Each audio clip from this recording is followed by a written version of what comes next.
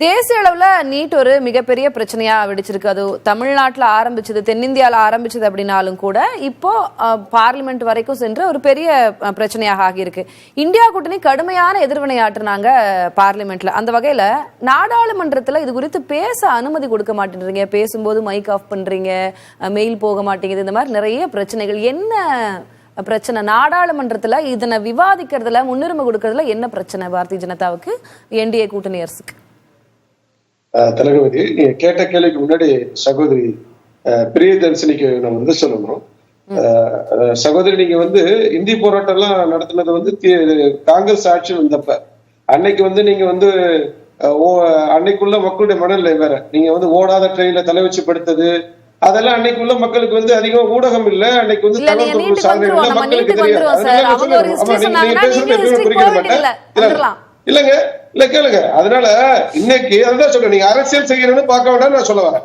அதான் வரேன். நீங்க இன்னைக்கே பொறுத்தளவுங்க இன்னைக்கு அதே போல இவங்க அரசியல் ஆக்குறேன்னு சொல்ல வராங்க. நான் என்ன கேட்கிறேன், நான் ஒரு விஷயத்துக்கு வரேன். உண்மையாக இவர்களுக்கு திலகவதி பாராளுமன்ற மரபு என்ன? நாங்க எங்க வாதிக்க வேணாம்னு சொன்னோம்.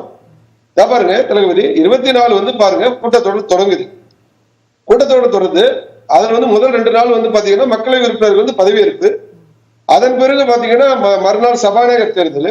அதன் பிறகு மத்திய அமைச்சர்களை ராஜ்யசபால மரியாதைக்குரிய பிரதமர் அவர்கள் அறிமுகப்படுத்தி வைக்கிறாரு. அப்ப 2 சபையிலையும் மரியாதைக்குரிய மாண்புமிகு ஜனாதிபதி அவர்கள் திரௌபதி முர்மு உரையாற்றுறாரு. உரையாற்ற பிறகு அந்த அதன் மீதான நன்றி தெரிவிப்பு தீர்மானம் தான் வரணும். அப்ப என்ன பண்றாரு, 2 காங்கிரஸ் எம்பி என்ன பண்றாருன்னா, இது சபாநாயகர் ரஞ்சித் ரஞ்சன் அவரும் கருண் கோகாயும் பாத்தீங்கன்னா கோகாய் கௌரவ் கோகாய் 2 எம்பி என்ன கொடுக்குறாங்கன்னா, இல்லங்க வாதம் நடத்தணும்னு சொல்றாங்க. அப்ப சபாநாயகர் சொல்றாரு, இது மரபே கிடையாதுங்க, 70 ஆண்டுகள்ல மரபே கிடையாது, நிச்சயமாக ஜனாதிபதி நன்றி திருப்பி முடிச்சுட்டு வாதம் நடத்தலாம்னு சொல்றாரு. அதன் பின் எங்களுடைய அனுராக் தார் முன்னாள் அமைச்சர் மக்களவையில அந்த நன்றி திருப்பு தீர்மானத்தை தாக்கல் பண்றார். அதுக்குள்ள காட்டியும் இவர்கள் சபையில ராகுல் காந்தி போன்றவர்கள் பாத்தீங்கன்னா அதை கடுமையாக கோஷம் போட்டு இது பண்றாங்க. அதே போலதான் பாத்தீங்கன்னா அப்புறம் மக்களை ஒத்தி வைக்கப்படும். அதே போலதான் மாநிலங்கள்லயும் பாத்தீங்கன்னு சொன்னா இதேதான் எங்களுடைய இல்ல சபாநாயகரும் சொல்றது, குடியரசுத் தலைவர் அவருடைய உரைக்கு நன்றி தெரிவிக்கும் தீர்மானம் ஆகட்டும், அதுக்கப்புறம் டிஸ்கஸ் பண்ணலாம் அப்படின்றத அவர் சொல்றாரு. வேற இப்ப நீட்ன்றது பற்றி எறியக்கூடிய ஒரு பிரச்சனை, இத பத்தி முதல்ல முன்னுரிமை கொடுங்க அப்படின்னு அதுல கேட்டு அதை டிஸ்கஸ் பண்றதுல என்ன பிரச்சனை? அது சபாநாயகர் கையில இருக்குல்ல. சபாநாயகருடைய நடவடிக்கைகள் மேலயுமே நிறைய கம்ப்ளைண்ட்ஸ் இருக்கு, அது வேற விஷயம், அதுக்கு வரல. நம்ம இதுக்கு முன்னுரிமை கொடுக்கறதுல என்ன பிரச்சனை? இங்க உள்ள சபாநாயகர் அப்பா மேல ஒண்ணும் குற்றச்சாட்டே கிடையாது. ஆமா, இங்க உள்ள சபாநாயகர் அப்பா மேல குற்றச்சாட்டே கிடையாது. நான் என்ன கேக்குறேங்க, இங்க அந்த குற்றச்சாட்டு வைக்கிறீங்கன்னா குற்றச்சாட்டை வைக்க வேண்டி இருக்கும். இல்ல நான் என்ன சொல்றேன், நீங்க தாங்க எதுவுமே சட்டத்துக்கு உட்படுத்தாங்க பண்ண முடியும். நான் தான் சொல்றேன், இன்னைக்கு இந்த அரசாங்கம் என்ன எடுத்தாங்க மாநிலமே தெளிவு சொல்றாங்க. அதே கார்கே கேட்ட கேள்விக்கு எங்களுடைய மாநிலங்களுடைய தலைவர், எங்களுடைய தலைவர் மரியாதைக்குரிய ஜெயபிரகாஷ் நட்டாவும் சொல்லிட்டாருங்க, நீண்ட மனிதரும் வாதிக்கலாங்க. உண்மையாக நீங்க உங்களுக்கு பொறுப்பா இருந்தா நாங்க எல்லாத்தையும் ஆக்கப்பூர்வமா விசாரிக்க மாணவர்கள் முக்கியம் தான் எழுதுறோம், தவறு நடந்திருக்கிறது ஏற்றிருக்கோம். நீங்க என்ன சொல்றோம், இதுக்கு தீர்வுக்கு வெளியே வரணுமே தவிர நீங்க இதை அரசியலாக்க கூடாதுன்னு தான் நாங்க சொல்றோம். நாங்க என்ன பண்ணிருக்கிறோம், இன்னைக்கு என்டிஏ செய்தது, என்டிஏ மீது அந்த தலைவரை சுபேந்த்குமார் மாத்திருக்கோம். சுபேந்த்குமார் மாத்தின பிறகு பிரதீப் சிங் கரோலியா அதன் பிறகு திரு வரதராஜன் எல்லாம் புரிஞ்சுக்க முடியுது. 7 பேர் கொண்ட குழு இருக்கு, குளறுபடிகள் இருக்கு, விசாரிக்கிறோம் அப்படின்னு சொல்லி இருக்கிறீங்க, அதெல்லாம் ஓகே. தமிழ்நாட்டை பொறுத்த வரைக்கும் நீங்க நீட் நடத்தாது மற்ற மாநிலங்கள் தமிழ்நாட்டுக்கு விலக்கு அளிச்சிருங்க, வேண்டான்னு கேட்கிற மாநிலங்களுக்கு விலக்கு அளிச்சிருங்க அப்படின்னு சொல்றாங்க. தமிழ்நாட்டுல போடப்பட்ட இந்த நீட் தீர்மானத்துக்கான அதுக்குன்னு ஒரு நியாயம் இருக்குல்ல, அவங்களுடைய வைக்கக்கூடிய நியாயமான கோரிக்கைகள் இருக்குல்ல, அதை புரிஞ்சுக்க மறுக்குதா, அதை ஏற்றுக்கொள்ள மறுக்குதா பாஜக?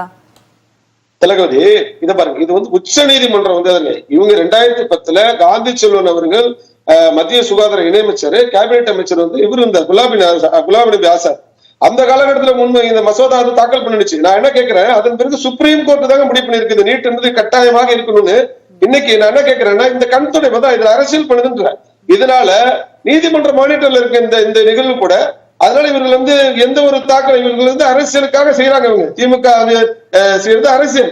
இப்ப வந்து 50 லட்சம் வாகனங்களை கையெழுத்து வாரி வேண்டி யார்கிட்ட கொடுத்தாங்க? குப்பையில போய் போட்டாங்க. அதனால நான் என்ன சொல்றேன், மக்களை ஏமாற்ற வேண்டாம் என்பது எங்களுடைய மத்திய அரசினுடைய அதிகாரத்துக்கு என்ன ரொம்ப அப்பாற்பட்டதா? ஏதோ நடக்கவே முடியாத ஒரு விஷயம் மாதிரி நீங்க பேசுறீங்க.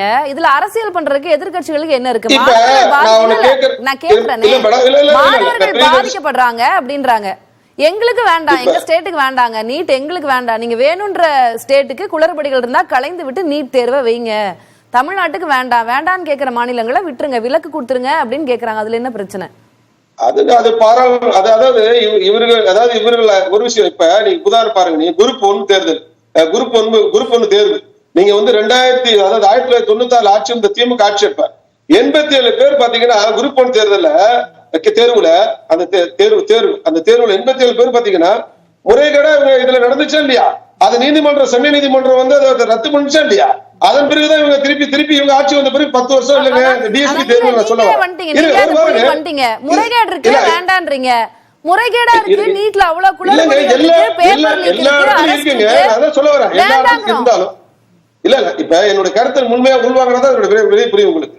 இப்ப அது போல் நடந்துச்சு, திமுக ஆட்சி நடந்துச்சு. போன இப்ப ஒண்ணும் இல்ல 2022ல இந்த ஆகாஷ் இன்ஸ்டிடியூஷன்ல மட்டும் டிஎன்பிஎஸ்சி தேர்வுல 2000 பேர் இப்ப எப்படி பாஸ் பண்ணாங்க?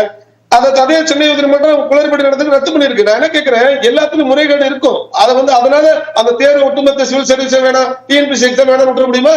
அதுதான் கிடையாதுன்னு சொல்றேன். அதாவது முறைகேடு இருக்கிறது மீது நடவடிக்கை, நீங்க யாருகள் முதல்வர் துணை மீது நடவடிக்கை ஒரு பக்கம். அதுக்காக வந்து ஒட்டுமொத்தமாக தேர்வு வேண்டாம் என்பது வந்து போனோம்னா அந்த நாடு எங்க போய் முடியும்? அதனால பொறுப்பாக வந்து திமுக நடந்து கொள்ளணும்னு கேட்கிறேன். உங்களுடைய முதற்கட்ட பார்வை சுருக்கமா, ரொம்ப சுருக்கமா பதில் சொல்லுங்க. சகோதரர் பேசும்போது சட்டத்துக்கு புறம்பானதுன்னு ஒரு வார்த்தையை பயன்படுத்துறாரு, அப்புறம் மரபு கிடையாதுன்னு ஒரு வார்த்தை. இதெல்லாம் இவங்க பேசும்போது ரொம்ப நகைச்சுவையா இருக்கு. ஏன்னா இவங்க செய்யறதே அது 2 மட்டும்தான் எப்பவுமே. அப்புறம் 50 லட்சம் கையெழுத்து குப்பையில போயிடுச்சு அப்படிங்கிறார். இதுதான் மாநிலங்களுக்கு அவர்கள் கொடுக்கின்ற மரியாதை. அதைத்தானே நான் சொல்றேன்.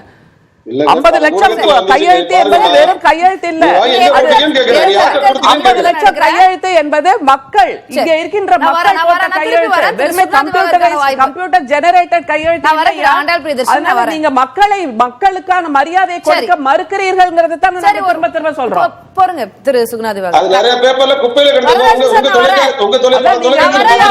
இந்தியாவே குப்பையில போட்டீங்களே, இந்தியாவே குப்பையில போட்டீங்க. Sir wait